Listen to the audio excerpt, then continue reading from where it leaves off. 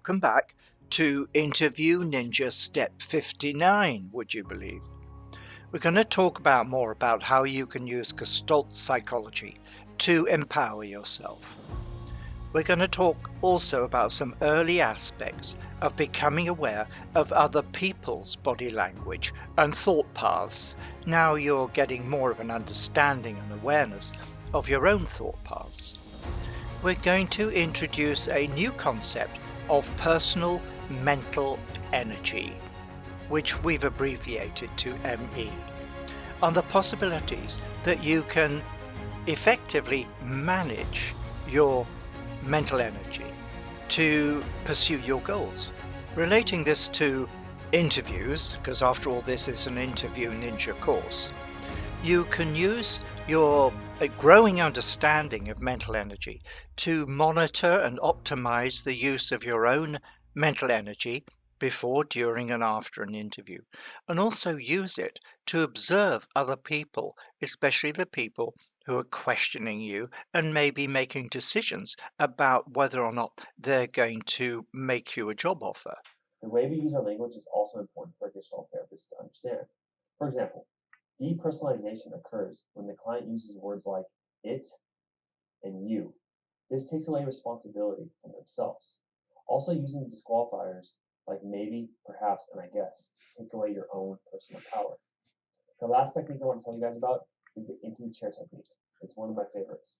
This is where you get the client to externalize a part of themselves. They can have a conversation with their past self or someone they have unfinished business with, like an ex. This reenactment helps to resolve conflict in the past so it doesn't infect the present moment. Hope you guys enjoyed the video. Press like.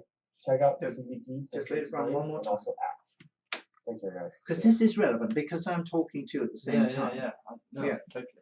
I want to start off with you trying to find your awareness. I want you to be in the here and now. In this therapy session, we will focus on how you are feeling right now. We will also focus on what is making you feel this way. I don't want to explain your feelings to you. My goal is to provide you with the opportunity to discover your own feelings and understand those feelings yourself. So with that being said, we will start the session. My first question for you to get things started is, what is going on with you right now? I don't know. I am kind of feeling a lot of anxiety right now. I also feel very depressed. I feel very stressed out because I am so busy with my first child and I am worried about going back to work. I am stressed out because I don't know what to do when raising my child. I also cannot sleep. I want you to sit with these emotions for a moment.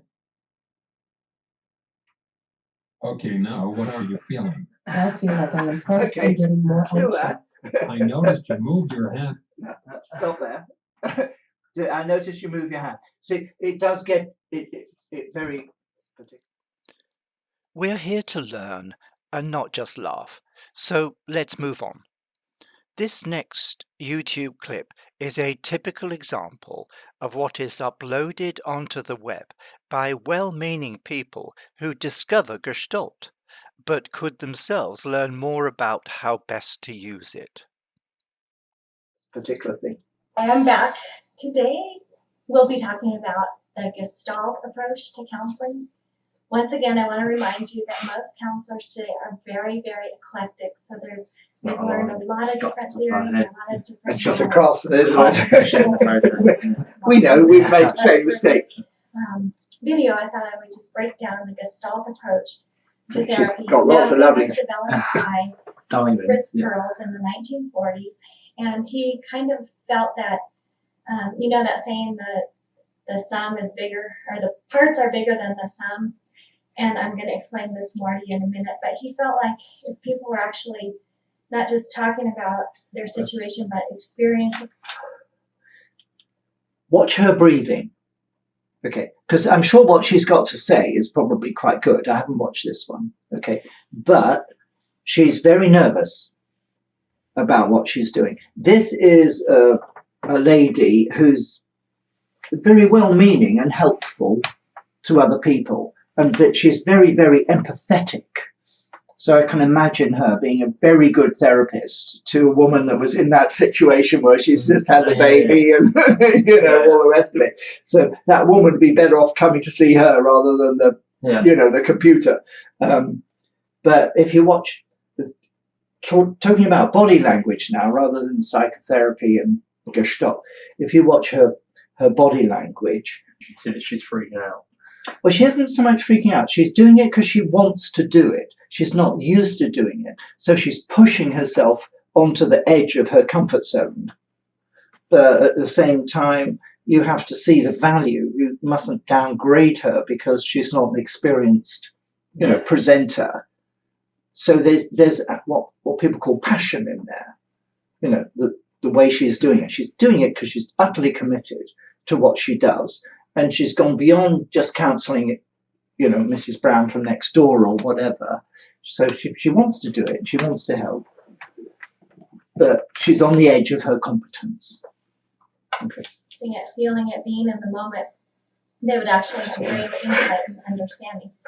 I have a lot of notes today, so it's sort of a complex theory. It was very. I'm going to turn this a little bit into body language, okay? Yeah. That's called stroking, self-stroking, when you do that. The lady in the clip has interesting body language, and this is an opportunity to talk about some of the ways to read her state of mind. I also cover a new concept for Corbin of mental energy.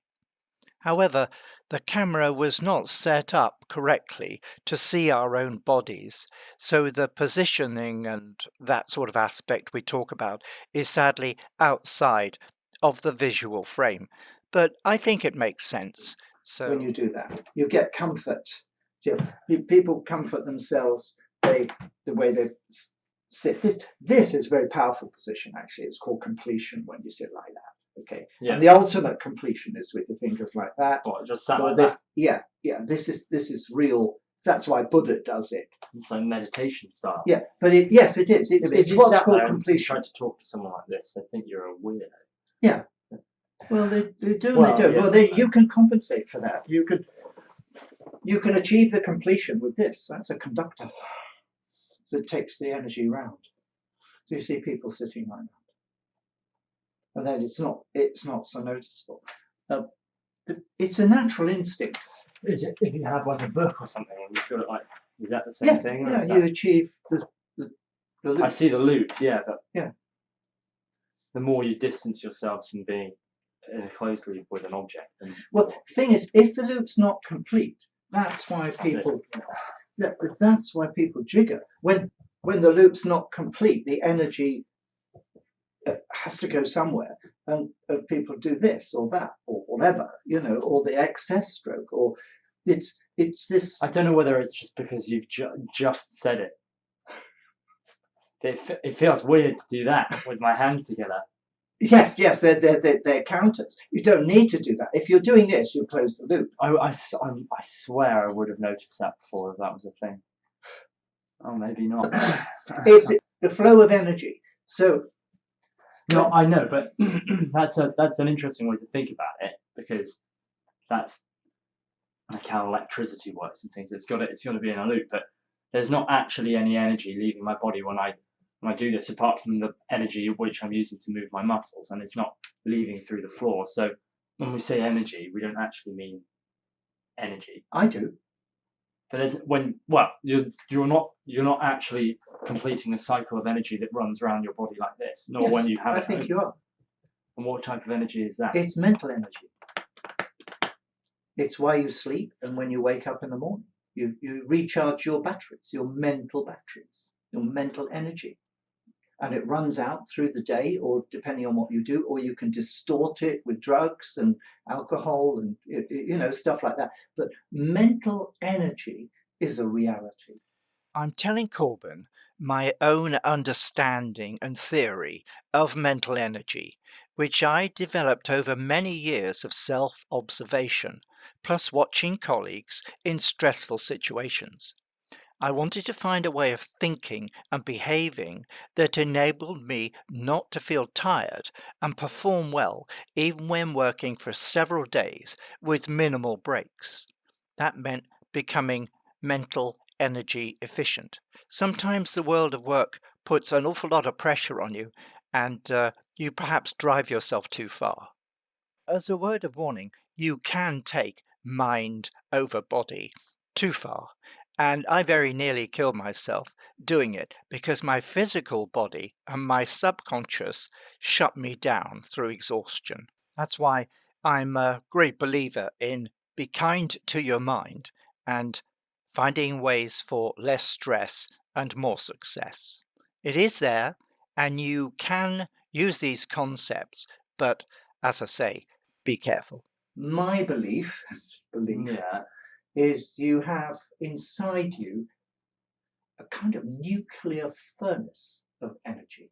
You can produce fantastically more mental energy than most people do. Most people have got their mental energy dialed down to about 1 or 2 out of 10. Yeah. And external events happen. You're driving your car and suddenly a lorry comes at you from a different direction, or something happens. You get a burst of mental energy. Now it's chemical. It's achieved through the chemistry of your body, but that flow of energy within your body is very real. And if you get right down physiologically, and Alexander's much better at the physiological end of it, understanding the chemistry of where that mental energy comes from. But it's like when you charge up a battery, you change the chemicals, nickel, cadmium, or whatever, the different sorts of stuff that's in batteries, and why some batteries last a lot longer than others. Mental energy is a reality, and the way it flows and the way you use it to actualize your thoughts and turn them into actions uses mental energy. As a concept, you could call it, I'm a believer in mental energy, but I don't know how much meaningful information you'd be able to find on That.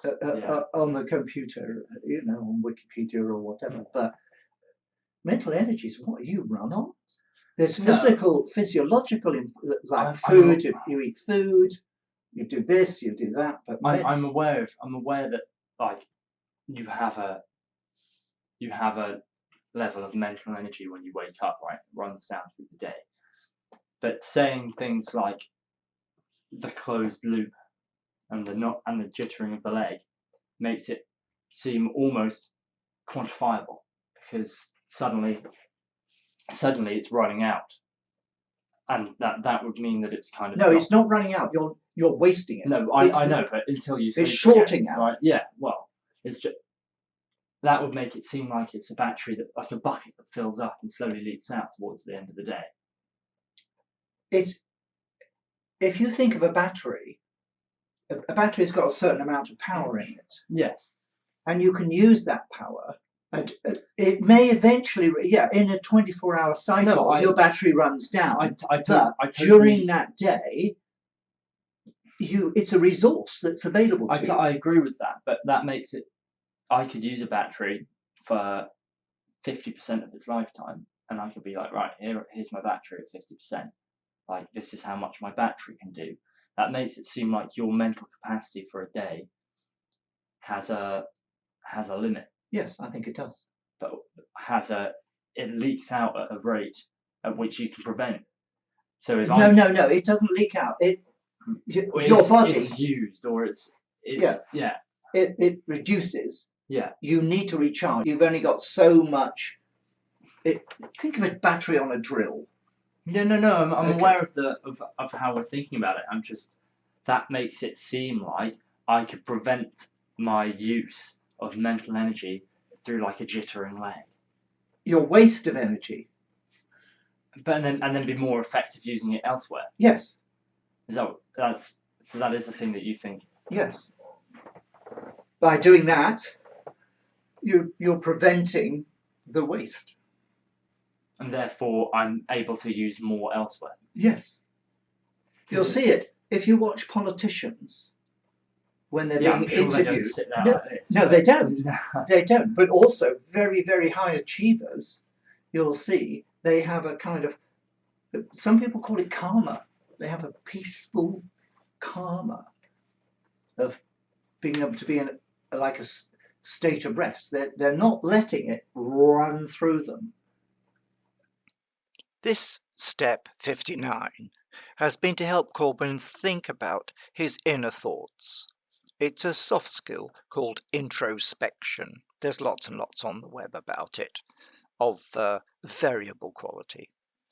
In step 60, we're going to talk about conservation of mental energy and observing other people to try and assess their thoughts, but also alerting you to the dangers of misreading body language.